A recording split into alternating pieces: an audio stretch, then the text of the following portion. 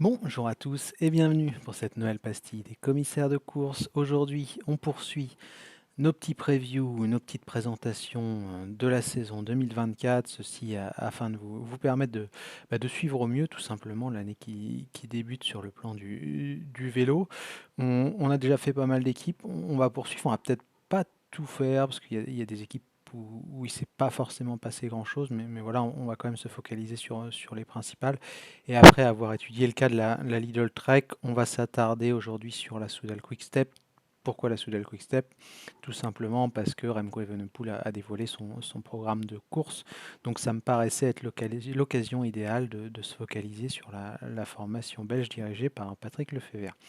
Comme on en a l'habitude, on va faire les choses en trois temps. On va tout d'abord évoquer le mercato, ensuite un petit point sur l'effectif et on viendra sur les programmes et les objectifs dans une dernière partie. Donc débutons, si vous le voulez bien, par le mercato, les transferts de la saison, de l'intersaison plutôt 2023-2024. Un coureur qui part à la retraite, Dries de Venins, pas mal de coureurs libérés, pas mal d'arrivées. On va débuter comme vous en avez l'habitude par les départs. Badjioli, on en a parlé hier, qui va chez Lidl Trek. Grosse perte quand même pour la Soudal Quick-Step. Ballerini, qui s'en va chez Astana. Rémi Cavagna, qui va changer de crèmerie, qui va tenter une aventure, j'allais dire à l'étranger, non, mais il a passé toute sa carrière en Belgique, donc c'est presque comme s'il avait été formé là-bas, et donc il ira chez Movistar cette année. Tim Declercq, j'en ai parlé également hier, rejoint Badjoli chez Lidl Trek. Fabio Jacobsen, l'un des sprinteurs maison du côté de la DSM Firmenich. Morkov avec Ballerini chez Astana, Mauro Schmid chez Jayco, Florian Sénéchal, le français du côté d'Arkea, Yannick Steimle chez Q36.5, Stan Van Triert chez Alpecin de Koenig et enfin Ethan Vernon du côté de la Israël Premier Tech. Donc vous voyez, il y a quand même pas mal de départs, des départs majeurs, des départs importants, notamment du côté du pôle sprint avec Vernon, Jacobsen et dans une moindre mesure Steimle, sans oublier le poisson pilote maison, Michael Morkov. Donc il va falloir voir si ça se compense ou pas avec le seul team Merlier. On y viendra tout à l'heure sur ce pôle sprint. Des départs majeurs aussi dans d'autres secteurs avec Badjioli et Cavagna. Clairement, pour moi, on baisse en gamme encore une fois en 2024 du côté de la Soudal Quick-Step qui quitte petit à petit. C'est un petit peu disons l'opposé de la Lidl Trek. La Lidl Trek, plus ça va, plus elle rejoint les top teams et la Soudal Quick-Step, plus on avance, plus elle s'en éloigne de ce niveau des meilleures équipes du peloton parce que clairement le recrutement n'est pas à la hauteur des attentes, de ce qu'on pouvait espérer en tout cas auprès de Remco Evenepoel, ce qui est certes il y a Michael Landa, pardon, mais il est quand même assez vieillissant et c'est la seule recrue d'envergure de la formation belge. Alors il y a des jeunes pépites qui arrivent, mais il leur faudra logiquement du temps pour se développer, pour arriver à maturité.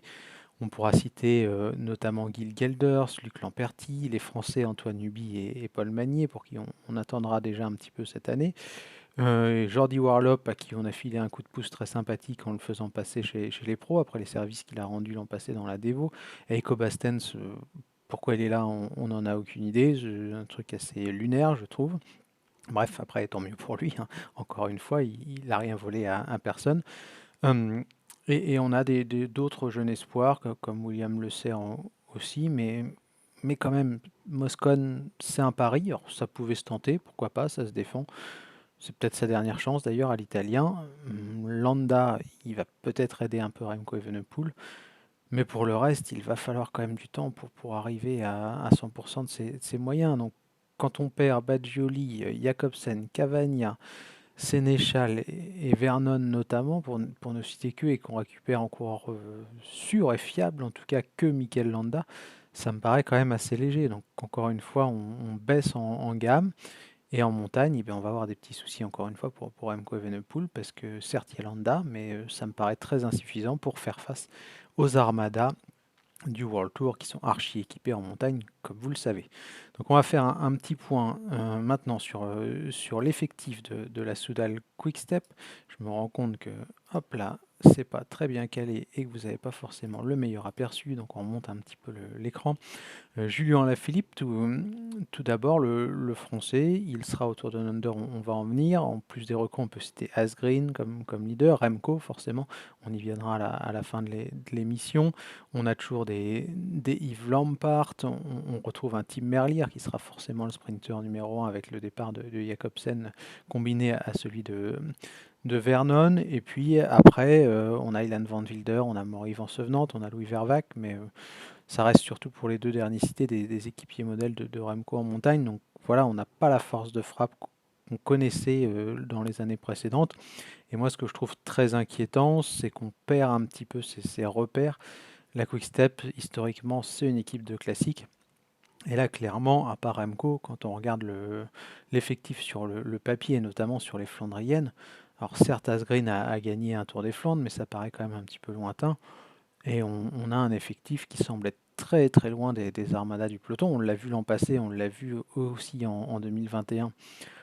Clairement, les résultats n'étaient pas à la hauteur des attentes sur la pérage flandrienne. On le rappelle, en plus, la Quick-Step est une équipe flamande.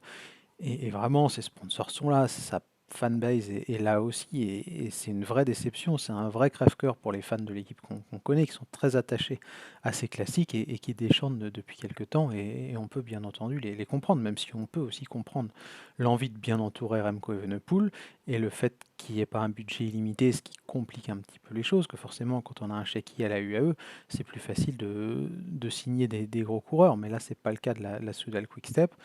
On sait qu'il y a eu cette rumeur de fusion avec la Jumbo au mois de septembre. Ça s'est finalement pas fait ainsi. On verra ce qu'il en est l'an prochain. Mais en attendant, on a un effectif qui n'est pas forcément exceptionnel sur le papier. Et ça va se vérifier dès le Tour Down Under, je trouve, qui est certes pas l'épreuve du World Tour la plus réputée, mais on n'est pas capable d'emmener un sprinter capable de gagner des étapes sans faire offense à qui que ce soit. Quand je vois la liste à la Philippe Cerny, Knox, Pedersen, Seri, Ubi et Gelders, je leur souhaite de remporter une étape au sprint, mais ça me paraît quand même un petit peu compliqué sur le papier.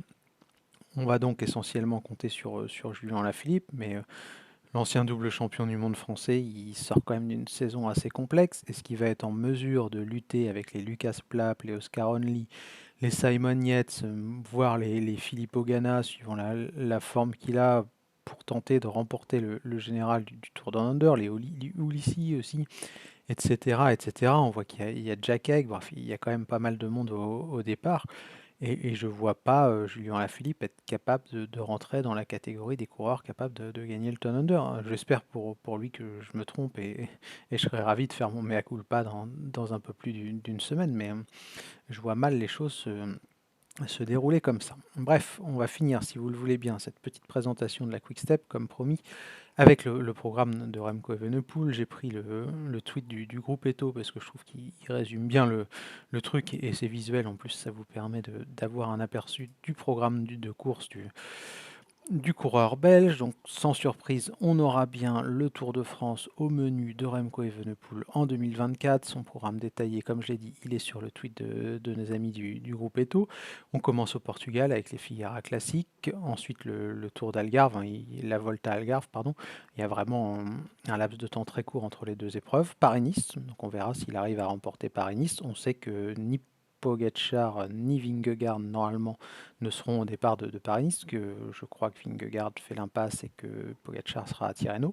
Donc il sera peut-être le grand favori de Paris-Nice, Remco Evenepoel, même s'il y a un parcours piégeux, encore une fois, souvent, comme souvent. Le Tour du Pays Basque, où il y aura affaire à une grosse concurrence, je pense. Ensuite, on ira à l'Amstel, où il sera l'un des favoris. La Flèche, je pense que c'est quand même trop dur pour lui, le mur de lui, qu'il n'a pas assez d'explosivité pour s'imposer au sommet. Voire il faudrait vraiment des circonstances particulières, genre partir de loin, mais ça on ne l'a pas vu à la Flèche depuis très très longtemps. À Liège, il sera le grand favori, je pense, tant que double tenant du titre. Ensuite, il y aura le Dauphiné, le championnat de Belgique, le Tour, donc les JO et les mondiaux. Donc il n'y aura qu'un seul grand tour au programme de Remco Evenepoel en 2024, pas de Vuelta. Mais le Tour de France, ça risque d'être très très compliqué. Je pense que Vingegaard est quand même largement au-dessus.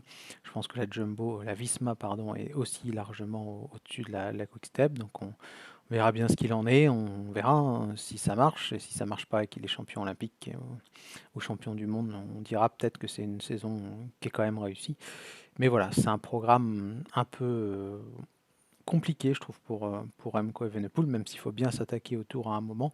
Mais peut-être que si jamais on ne fait pas top 5, on s'apercevra que les grands tours, c'est peut-être pas ce qu'il faut cibler dans la saison. Et que Remco Evenepoel, c'est peut-être plus un coureur de classique, de contrôle à montre et de course par étape d'une semaine. Parce que clairement, pour moi, même s'il a remporté une Vuelta, on a vu l'an passé que c'était assez complexe.